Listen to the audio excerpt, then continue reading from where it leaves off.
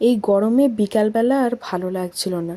রোজই মেঘ করে, ঝোড়ো হাওয়া দেয়, কিন্তু বৃষ্টি আর হয় না। তাই মনটা একটু খারাপ খারাপই করে।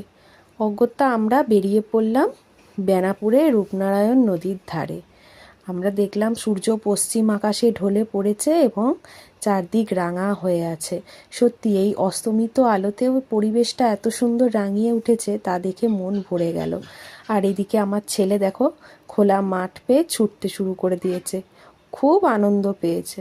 আসলে বাড়িতে থাকতে থাকতে না এরা ঠিক বদ্ধ হয়ে যায়। আর আমরা এপাশে খেতে চলে গেলাম। সে ছোটোখাটোই হোক বড়ই হোক, ঘুরতে যাব আর পেট পুজো করব না, এটা হয় না।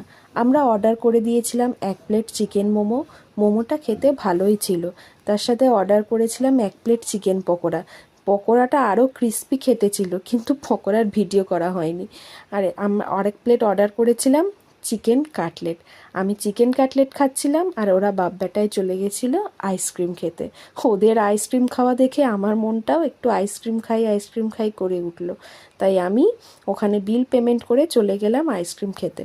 আইসক্রিম খেয়ে নদীর পাড়ে এসে বসলাম নদীর সৌন্দর্য উপভোগ করার জন্য। বিকালবেলাটা ভালোই কাটল।